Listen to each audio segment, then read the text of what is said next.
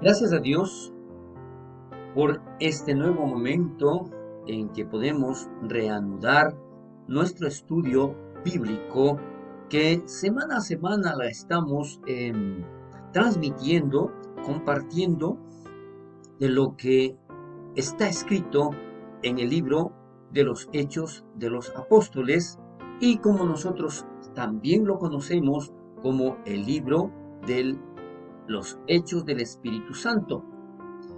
Continuamos con el capítulo 12 en su tercera parte, eh, recordando también del estudio anterior, de la semana anterior, en donde quedamos e inconcluso la parte de la iglesia que ora por Pedro, recordando que Pedro estaba en la cárcel, eh, y lo que hacía la iglesia era orar sin cesar.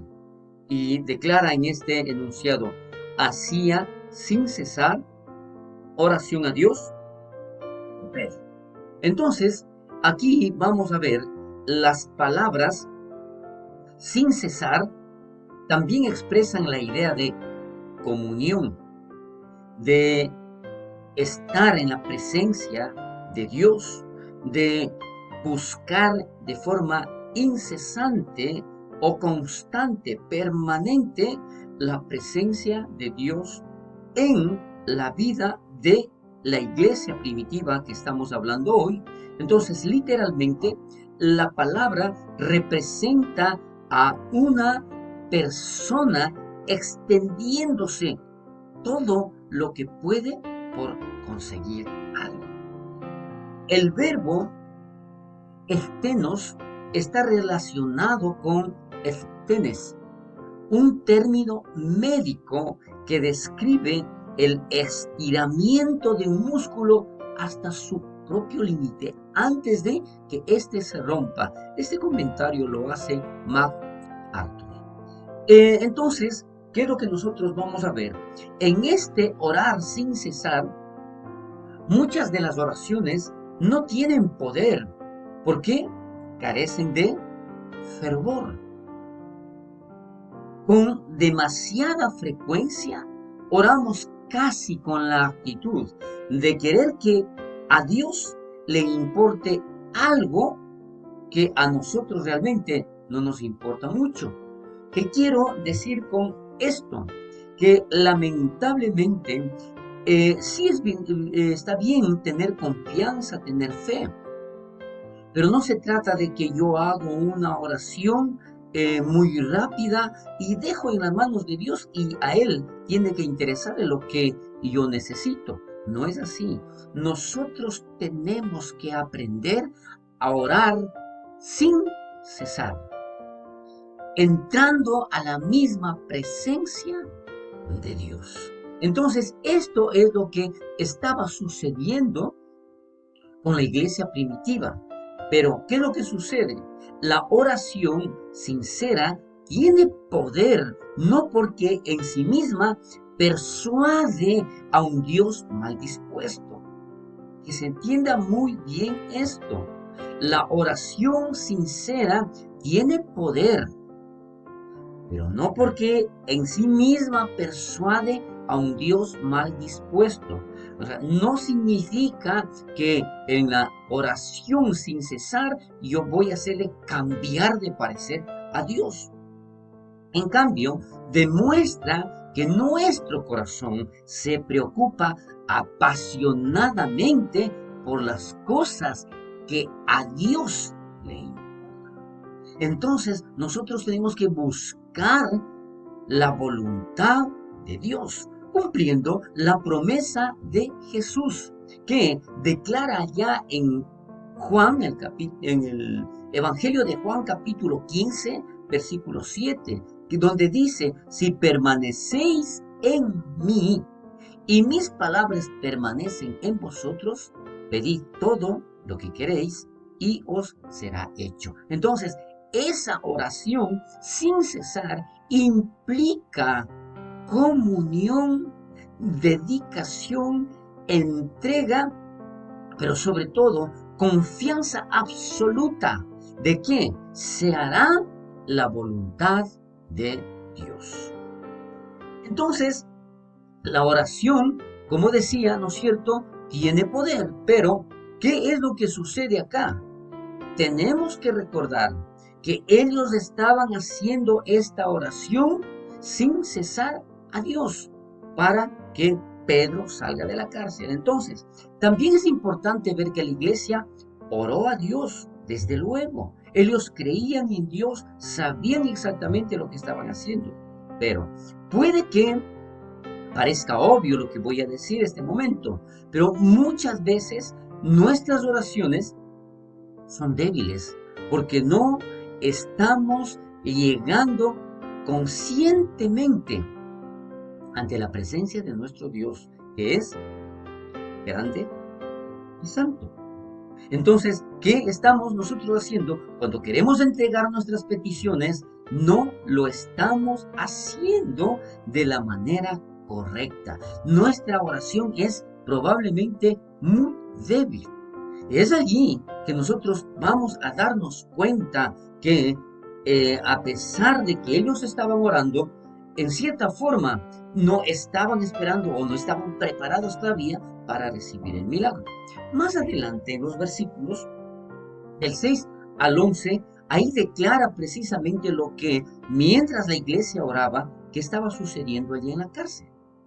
Dios envía un ángel para liberar a Pedro de la cárcel. ¿Sí? Entonces, recordemos esto. En muchas ocasiones nosotros podemos estar orando, creemos en el poder de Dios, pero no estamos preparados para recibir el milagro. Aquella misma noche estaba Pedro durmiendo. Mire, y aquí vamos a notar otro punto muy importante. Pedro no demostraba ninguna señal de ansiedad. Entonces, Pedro estaba confiado en que Dios iba a hacer algo o que estaba haciendo algo. Estaba profundamente dormido en la que parecía ser la última noche antes de su ejecución. A Pedro le iban a sacrificar, le iban a matar. Sin embargo, Pedro dormía plácidamente. Recordemos, y lo que dice allá en el Salmo 127, el capítulo 2, en la última parte, a su amado dará Dios el sueño. Sin importar lo que él estaba pasando, vemos allí la confianza de Pedro en Dios. A pesar de estar encadenado a los soldados, sabiendo que en la puerta de la cárcel habían otros soldados, en todo el lugar de la cárcel estaba custodiado por muchísimos soldados. Sin embargo, él estaba completamente confiado en Dios. Entre dos soldados, dice acá, sujeto con dos cadenas, y los guardias delante de la puerta. Las cadenas, las guardias, las puertas de la cárcel no eran nada para Dios y sus mensajeros. Elegido, ¿por qué? Porque Pedro fue instantáneamente librado. Recordemos, no hay obstáculo, no hay cadenas, no hay guardias, no hay puertas que Dios no pueda abrir para los mensajeros elegidos. Entonces, vamos a ver adicional que esto sucedió de tal forma que el propio Pedro, que estaba muy dormido, me imagino que todavía no despertaba bien, dice, no sabía que era verdad lo que hacía el ángel, sino que pensaba que veía una visión.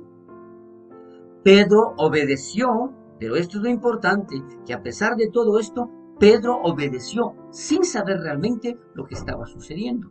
Sabía lo suficiente como para sentir que Dios estaba haciendo algo y la explicación podría venir después. Sin embargo, recordemos, aquí Pedro, sin darse cuenta realmente de lo que estaba pasando, él obedeció. Llegaron a la puerta de hierro que daba a la ciudad, la cual se la abrió por sí misma. Los soldados, las cadenas, los guardias, la puerta de hierro. Dice aquí, todos eran nada cuando Dios estaba con Pedro y la oración estaba apoyándolo. Entonces aquí vemos que definitivamente también en ese enunciado recuerda que si Dios realmente, para Dios no hay nada imposible. Sin embargo, era algo adicional que estaba sucediendo con la iglesia. Ellos oraban. Muchos de nosotros nos preocupamos por la puerta de hierro, comparando esto con los obstáculos. Antes que lleguemos a ella, nosotros nos preocupamos de cómo podemos salir de un problema, antes de saber exactamente que Dios está con nosotros. Y estamos preocupados por muchas cosas antes de acercarnos a la libertad, antes de acercarnos a la bendición. Pero Dios se encargará de ella cuando lleguemos a ese impedimento. Esto debemos recordar. Para Pedro se le abrió por sí misma, dice la palabra de Dios. Entonces, ¿qué frase utilizan para indicar esto, para describirla? Esa frase usa la antigua palabra griega autómate. Entonces, ¿qué significa? Que desde ese instante, en esa época, ya nosotros podemos ver que había una puerta automática. Uno podría decir que la puerta se abrió automáticamente para Pedro. Entonces, es allí donde nosotros podemos darnos cuenta que definitivamente Dios hace los milagros, escucha las oraciones, esa oración sin cesar.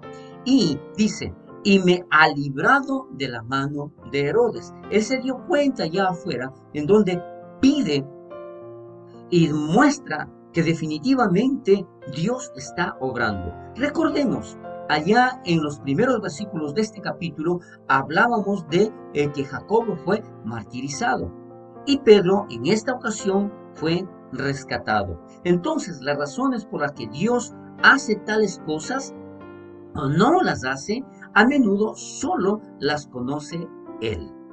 Si sabemos que Jacobo era uno de los apóstoles cercanos, no se le puede considerar un perdedor. De ninguna manera. Esto es una bendición y esto es lo que Dios decidió. Simplemente, aún no era hora de que Pedro fuera a su hogar celestial. Hasta que llegara la hora, era invulnerable. No podía ser lastimado. Era la hora de Jacob, pero no era la hora de Pedro. Entonces, allí nosotros nos vamos a dar cuenta que definitivamente, ¿no es cierto? Dios obra poderosamente. Dios escucha la oración. En este caso, esa oración sin cesar que hacía la iglesia allá en la casa de María, madre de uno de los apóstoles. Entonces, ¿qué es lo que nosotros podemos ver? Más adelante en los versículos del 12 al 17, Pedro se presenta a los creyentes que oraron por él.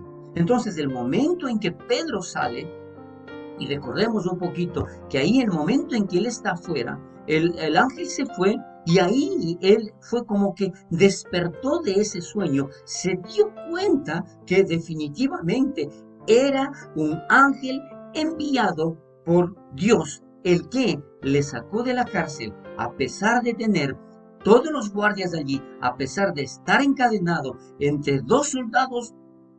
El ángel dice que la luz resplandeció en ese lugar y el ángel le habló a Pedro para que se ciñera y se amarrara sus sandalias, se cubriera con la manta y saliera. Y ahí declara lo que habíamos mencionado anteriormente. Y la puerta de la cárcel que daba a la calle se abrió automáticamente. Entonces, todo esto muestra que definitivamente, cualquiera sea el problema, cuando nosotros oramos sin cesar confiando en el Señor, eso se dará. Dios permita, la próxima semana continuaremos con nuestro estudio bíblico. Amén y amén.